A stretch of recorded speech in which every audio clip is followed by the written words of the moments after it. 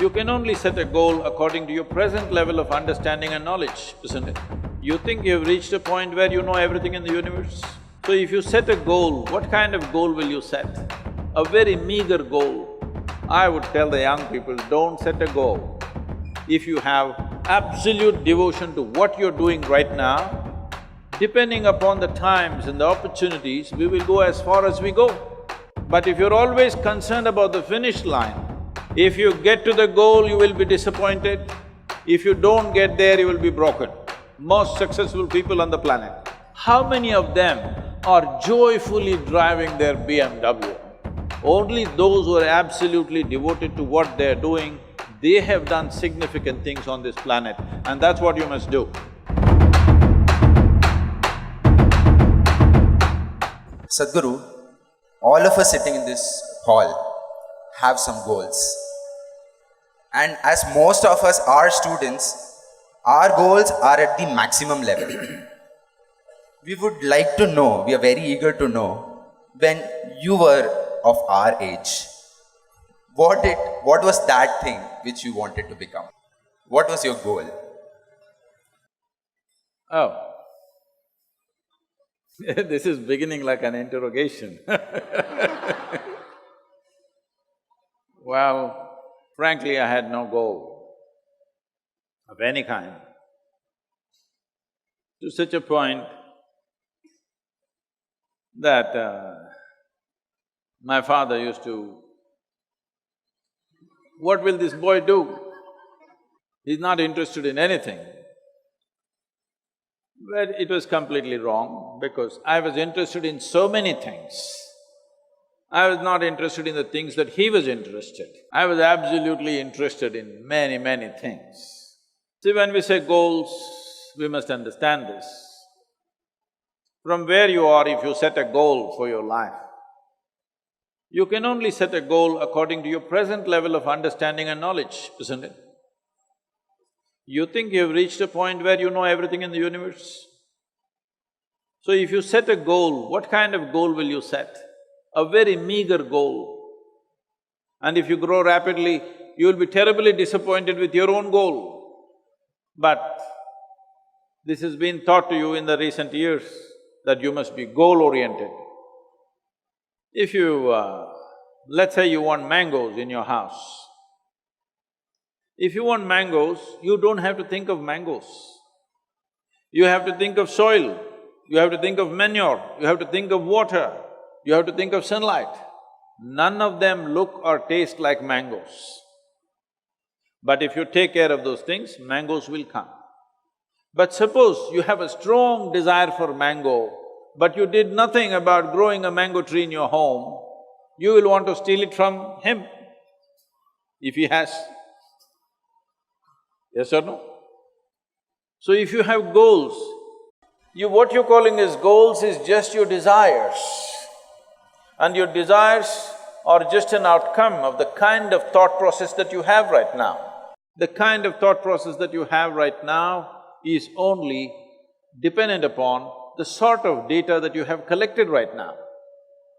In 20 years' time of life, what kind of data do you believe you have gathered to set a goal for life?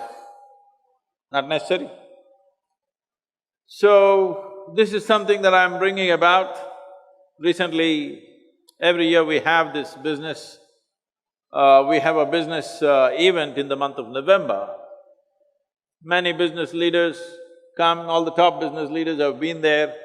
200 CEOs come every year to train with us for 4 days. So last year, one of them was asking me, who's running a major multinational company, Sadhguru, we pick the best from the IITs and IIMs and we keep paying them more and more and they keep asking for more and more. But when I look at your organization, you pay nothing to any of them and it seems to function many times better than our corporation. What is the secret? I said, see, this is all it is. We are devoted to the process. We are not concerned about the goal. We are absolutely devoted to the process. Because of our devotion to the process of what we're doing right now, If you do not do what you're doing right now well, your goal is just going to be a fancy desire, isn't it? Hello? Yes or no? Hello? Your goal is going to be just a fanciful desire that you made up in your mind, and that is not even yours. Your goals are all borrowed from 10 other people. Whatever is the trend today, that is your goal, isn't it?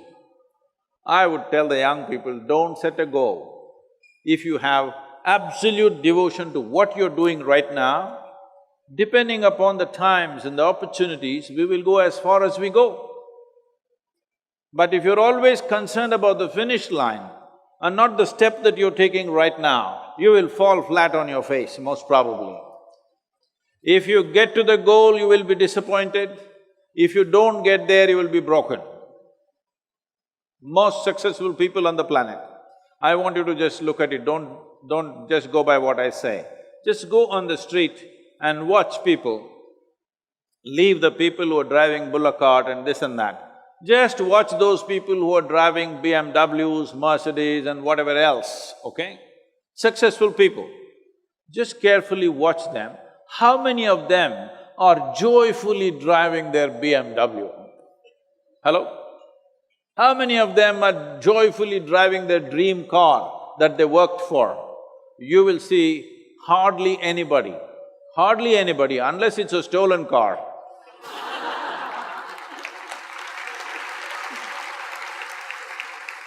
So, those who have gotten to their goals are disappointed. Those who could not get there are broken and frustrated. What's the point of a life like this? Your ability to do things is enhanced only when you're absolutely devoted to the process in which you're involved. I'm using the word devotion intentionally because people think devotion means going to the temple. You tell me, in any field, any arena of life, sport, art, music, politics, spirituality, you name it, whatever you want, academics, has anybody reached any significant levels of achievement without being devoted to what they are doing? Hello? Has anybody reached? Mediocre things they have done. Only those who are absolutely devoted to what they are doing, they have done significant things on this planet, and that's what you must do. Sadhguru, so as you told us that goals, those who achieve the goals aren't that happy, and those who don't have… I thought I'll just scare you a little bit. And those who don't have goals are also not happy. But goals are the starting point. But a lot… No, please, let me correct this. Is goal a starting point or a finishing line, please? Which is it?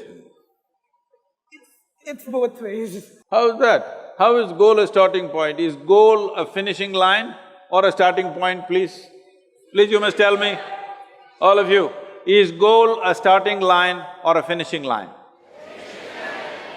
What is this? But like if goal is something that motivates us to once we think of a goal in mind… You're coming to the point now. So, you have been trained like a circus monkey. You know?